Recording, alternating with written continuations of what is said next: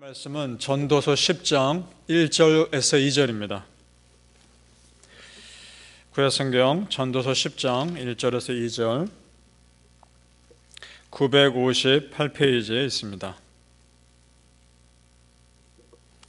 같이 읽겠습니다. 시작. 죽은 파리들이 향기름을 악취나게 만드는 것 같이 적은 우매가 지혜와 존귀를 난처하게 만드느니라. 지혜자의 마음은 오른쪽에 있고 우매자의 마음은 왼쪽에 있느니라. 아멘. 오늘 새벽에 예배하신 하나님의 은혜가 우리 성도님들과 함께 하시기를 예수님 이름으로 축복합니다. 아멘. 자, 오늘 말씀은 지혜로운 사람과 어리석은 사람, 지혜자와 우매자 어떻게 다른가 말씀하고 있습니다. 지난 말씀에서 지혜와 지식은 분명히 다르다고 말씀드렸습니다. 지혜가 훨씬 더 본질이라고 말씀드렸습니다. 그래서 오늘 말씀도 지혜로운 사람과 어리석은 사람의 가장 큰 차이점은 그 마음의 중심, 본질되는 마음이라 말씀하고 있습니다. 2절을 다시 보시죠. 제가 읽겠습니다. 지혜자의 마음은 오른쪽에 있고 우매자의 마음은 왼쪽에 있느니라. 아멘. 자, 일반적으로 성경에서 오른쪽은 의로움, 능력, 이것을 상징합니다. 왼쪽은 의롭지 못함, 약함, 연약함 이런 것들을 상징합니다. 자, 그러니까 이 마음에 무엇을 품고 있느냐에 따라서, 마음을 어떻게 품고 있느냐에 따라서 지혜자와 우매자가 구분되는 것입니다. 사람은 그 마음에 품고 있는 것이 겉으로 드러나기 때문에 그렇습니다. 성경 마태복음 12장 35절에 이런 말씀이 있습니다.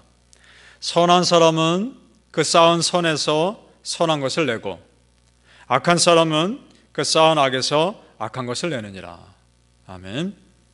선한 것이 안에 있으면 선이 나오게 되어 있고 악한 것이 안에 있으면 악이 나오게 되어 있는 겁니다. 그리고 마태복음 15장 18절에 또 이런 말씀이 있습니다. 입에서 나오는 것들은 마음에서 나오나니 이것이야말로 사람을 더럽게 하느니라. 아멘. 그래서 하나님께서 우리의 마음에 중심을 보시는 겁니다. 우리 성도님들, 사람의 마음이 그 사람의 본질임을 믿으시길 바랍니다. 할 수 있는 한 하나님 앞에서 그 마음을 아름답게 가꾸시고 선하게 가꾸시기를 축복합니다. 아멘. 보이지 않는 영적 세계가 보이는 이 세상보다 훨씬 더 실제적이고 먼저라는 것을 우리는 이미 다 그렇게 보았습니다. 그렇다면 보이지 않는 마음이 보이는 말과 행동보다 먼저인 겁니다. 따라서 마음을 지키는 자가 참으로 지혜로운 사람임을 믿습니다. 잠언 4장 23절 모든 지킬 만한 것 중에서 더욱 너의 마음을 지키라. 생명의 근원이 이에서 남이니라. 아멘. 그러므로 우리 성도님들, 내가 어떤 삶을 살 것인가 라는 이 질문은 내가 어떤 마음으로 살 것인가 라는 질문과 똑같은 겁니다. 바로 여기에 우리의 마음의 결단이 필요합니다. 어떤 결단이냐?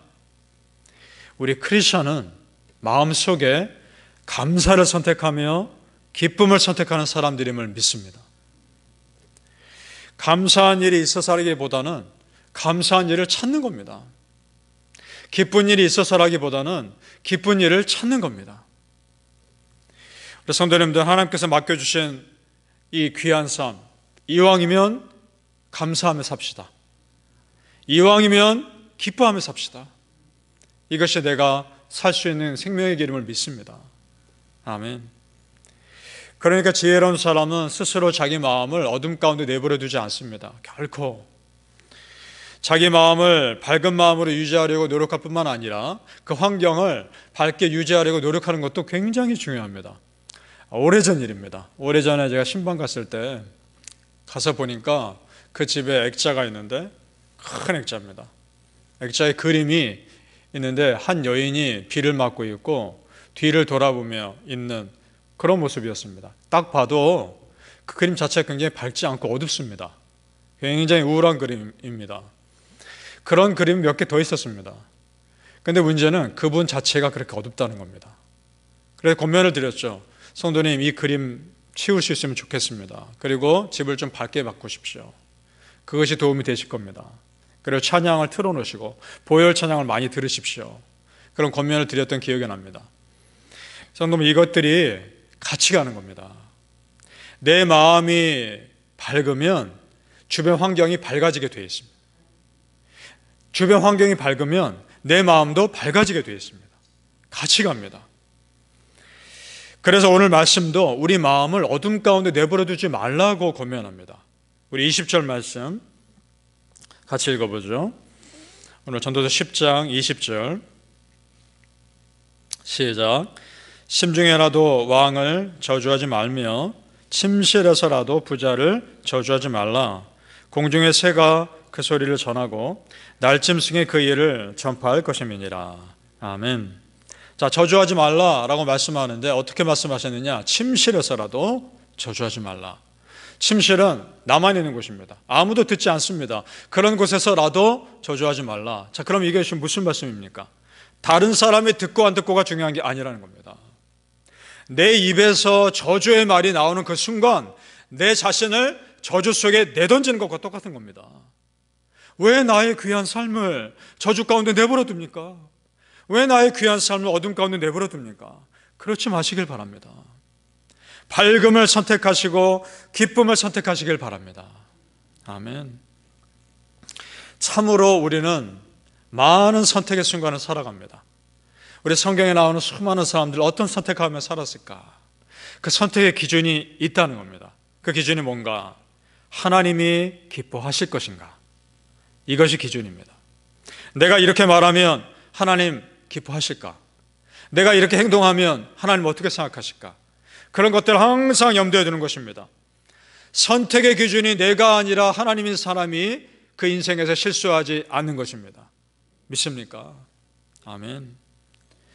그렇게 스스로 계속 질문하며 어떻게든 하나님 기뻐하는 삶을 살려고 하는 사람을 하나님께서 어떻게 안 도와주시겠습니까?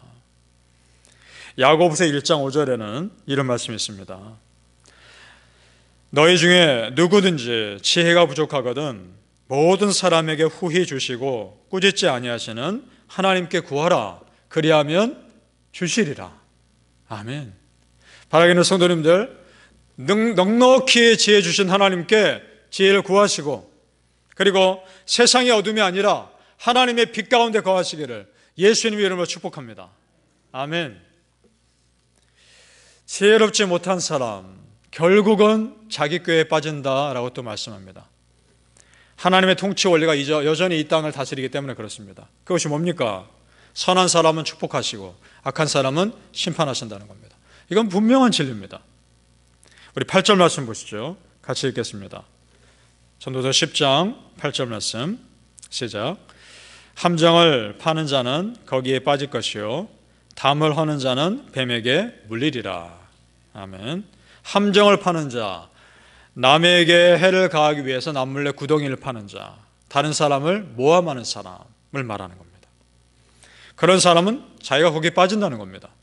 그 다음 담을 허는 자는 남의 물건을 훔치기 위해서 그 사람 담벼락을 허무는 자. 그 다음 9절을 또 읽어보죠. 시작. 돌들을 떠내는 자는 그로 말미암아 상할 것이요 나무들을 쪼개는 자는 그로 말미암아 위험을 당하리라. 자, 이것은 또 무슨 말씀일까요? 이스라엘 백성들은 자기 땅을 경계를 표시하기 위해서 돌을 세워놨습니다. 그것을 지게석이라고 합니다. 그 다른 사람의 지게석을 자기 마음대로 옮기는 겁니다.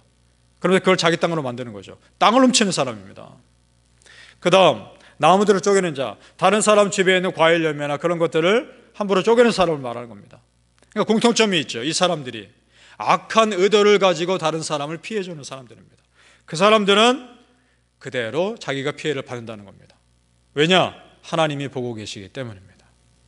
우리 하나님 살아계십니다. 우리 하나님 다 보고 계시며 다 알고 계십니다. 따라서 하나님을 의식하며 사는 것이 지혜입니다. 아멘. 성도님들, 오늘 말씀 좀 전에 우리 8절 9절을 보았는데 이것은 사실은 반대로 해석해야 됩니다. 그럼 어떻게 반대로 해석하는가? 자, 내가 파놓은 함정에 내가 빠진다면 그럼 반대로 내가 베푼 축복을 내가 받는 것입니다. 믿습니까? 아멘. 신약 성경에 숯불을 머리에 쌓아 놓으라는 말씀이 있습니다. 로마서 12장 20절에 이런 말씀이 있죠. 네 원수가 줄이거든 먹이고 목마르거든 마시게 해라. 그리함으로 네가 숯불을 그 머리에 쌓아 놓으리라. 아멘. 원수에게 잘해주라는 겁니다. 잘해주는데 그것이 원수의 머리에 숯불을 올려놓는 것과 똑같다는 겁니다. 이것이 무슨 말씀입니까? 그러면 내가 싫어하는 원수니까 그 머리에 숯불을 올려놔서 그 사람 힘들게 할 것인가? 그것이 아니라는 겁니다. 완전히 반대의 의미입니다. 그 당시 사람들에게는 불을 피워야 되는데 잘못해서 불을 꺼뜨릴 수 있을 거 아닙니까? 집에 불을. 그러면 살아있는 숯불을 빌리러 다녀야 했던 겁니다. 보통 숯불을 빌리면 머리에 이고 다니는 겁니다. 원수가 너한테 숯불을 빌리러 와도 아무리 원수라도 빌려주라는 겁니다. 그러면서 그 원수가 스스로 깨닫게 하라는 겁니다. 너의 선행을 보고. 그래서 21절에 로마서 12장 21절에 이런 말씀합니다. 악에게 지지 말고 선으로 악을 이기라. 아멘. 이것이 이기는 거라는 겁니다. 성도님들, 내가 선한 마음으로 베풀면 베풀수록 나에게 돌아오는 것은 기쁨과 여유와 승리입니다. 믿습니까? 사랑하는 성도님들, 내가 베푼 사랑과 내가 베푼 섬김이 언젠가는 나에게 다시 돌아오는 그 은혜를 경험하시길 예수님 이름으로 축복합니다. 아멘. 기도하겠습니다.